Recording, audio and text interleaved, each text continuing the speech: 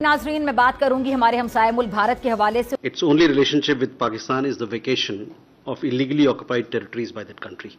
बड़ी खबर इस वक्त आपको बता दें, पाक सेना प्रमुख के बयान पर भारतीय विदेश मंत्रालय की दो टूक। पीओके को खाली करे पाकिस्तान, ये कहा गया है। ये बड़ी खबर आपको बता दें। उसमें उन्होंने कहा जी कि पीओके यानी कि पाकिस्तान ऑक्युपाइड कश्मीर जो है वो हमारा है। कश्मीर भारत का हिस्सा है, इसमें हिंदू मुसलमान का सवाल पैदा ही नहीं होता है। वहाँ जो मुसलमान है वो भी हमारे हैं, वहाँ जो हिंदू है वो भी हमारे। इंडिया वाले किस कश्मीर की बात कर रहे हैं? जो पाकिस्तान के पास कश्मीर है। फिर कोई आपको शक शुबा क्यों है? बल्कि ये समझता हूँ कि आर्मी चीफ साहब को चाहिए कि वो पाकिस्तान की अकादमी के ऊपर तवज्जो दें, क्योंकि ये तो आते हैं। अफगानिस्तान अब बस जिद नजर आ रहा है कि जी वो ये डैम बनाने जा रहा है अपने वाटर रिसोर्सेज को देखते हुए, और उनकी जानिब से ये कहा जा रहा है कि अगर हमारे पास रिसोर्सेज हुए, फंड्स हुए, तो ये काम तो जरूर होगा। अब उस पर चाहे कोई खुश हो या ना खुश हो। कि अमेरिकी सदर के जो फैसले हैं पूरी दुनिया पे डायरेक्टली इनडायरेक्टली असरअंदाज होंगे। जब वीजा पॉलिसी में सख्तियों के हवाले से बात हुई तो भारत का नाम उसमें क्यों नहीं था? दुनिया के हर कैपिटल में जब पाकिस्तान का नाम लिया जाता है तो सबसे पहले आता था माजी में आपका टेररिज्म, उसके बाद दूसरी चीज आती है कि आप उधार मांगते हैं, तीसरा फ्रॉड, और चौथा मनी लॉन्ड्रिंग। और जब भी मैं हैरान हूं, यहाँ पे आर्टिकल लिखे गए थे कि वजीर आजम यहाँ पे आया था पैसे मांगने, और कहा जी कि फौज मुल्क को खा गई, फौज ये करके अब फौज का जारी बात है, फौज के ऊपर भी क्वेश्चन मार्क लगते हैं। जब फौज मिलिट्री कू करती है, फौज एक सियासतदान को पावर में लेके आती है, दूसरे को निकालती है, तो फौज बातें दो। दोस्तों, आज हम बात करेंगे आसिम मुनीर के कश्मीर पर दिए गए बयान के बारे में और भारत की कड़ी प्रतिक्रिया के बारे में। भारतीय विदेश मंत्रालय के प्रवक्ता रणधीर जायसवाल ने पाकिस्तान के इस दावे को पूरी तरह से खारिज कर दिया। उन्होंने साफ कहा कि कश्मीर भारत का अभिन्न हिस्सा है और पाकिस्तान का इससे कोई लेना देना नहीं है। उन्होंने ये भी कहा कि पाकिस्तान का कश्मीर से एकमात्र रिश्ता अवैध रूप से कब्जाए गए क्षेत्र को खाली करना है। यार, ये कैसे हो सकता है कि कोई विदेशी चीज गले की नस बन जाए? भारत के विदेश मंत्रालय ने एक बार फिर स्पष्ट किया कि पाकिस्तान आतंकवाद का मुख्य केंद्र बना हुआ है। ये तो सबको पता है, लेकिन हाल ही में तहव्वुर राणा के मामले ने फिर से साबित कर दिया कि पाकिस्तान अब भी 26/11 के आतंकियों को पनाह दे रहा है। ये सच में शर्मनाक है कि पाकिस्तान 26/11 हमले के बाकी दोषियों को सजा दिलाने में कोई कदम नहीं उठा रहा। दोस्तों, ऐसे में हमें समझना होगा कि ये सिर्फ राजनीतिक बयानबाजी नहीं है, बल्कि हमारे देश की सुरक्षा का भी मामला है। तो क्या आपके हिसाब से हमें इस पर और सख्त कदम उठाने चाहिए? कमेंट में बताना मत भूलिए। सुबह सुन रहा था कि भारत के होम मिनिस्टर अमित शाह ने एक इंडिया टुडे या आज तक के एक इंटरव्यू में जो कि उन्होंने राहुल कंवल को दिया, उसमें उन्होंने कहा जी कि पीओके यानी कि पाकिस्तान ऑक्युपाइड कश्मीर जो है वो हमारा है, और वहाँ पे जो मुसलमान हैं वो भी हमारे हैं, और जो वहाँ पे हिंदू हैं वो भी हमारे हैं। ये उन्होंने बात की। जबकि कल क्या हुआ? कल पाकिस्तान के army chief general Asim Munir ने ये कहा कि कश्मीर जो है वो पाकिस्तान की जगुलर वेन थी और है। सो एक तरफ अमित शाह और एक तरफ आर्मी चीफ, अगर दोनों की स्टेटमेंट्स देखें, और वो किस कश्मीर की बात कर रहे हैं? पाकिस्तान के आर्मी चीफ कश्मीर जो भारत के पास कश्मीर है उसकी बात कर रहे हैं, और इंडिया वाले किस कश्मीर की बात कर रहे हैं? जो पाकिस्तान के पास कश्मीर है। सो ये है वो सिचुएशन। और कल पाकिस्तान की आर्मी चीफ की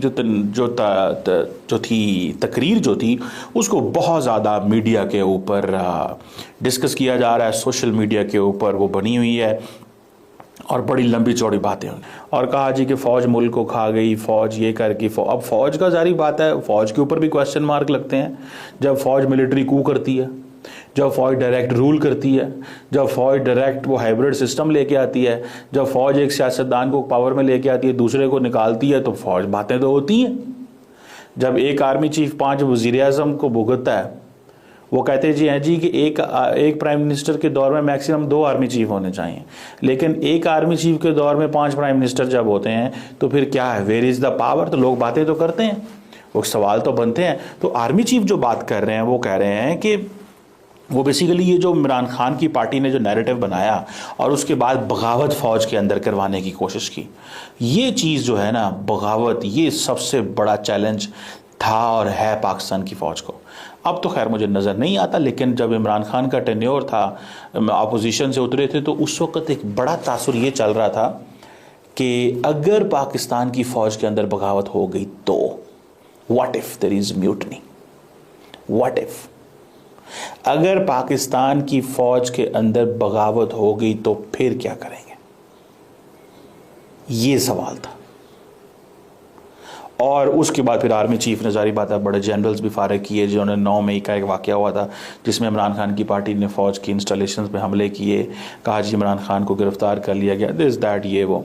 सो ये आप समझ लें, ये चीज़ें जो हैं वहाँ पे मोटी मोटी वहाँ पे ये डिस्कस हुई और एक लार्जली पर्सपेक्टिव जो है वो सामने आया कि हाँ भाई बताओ क्या करना है, किस तरह चीज़ों को लेके चलना है।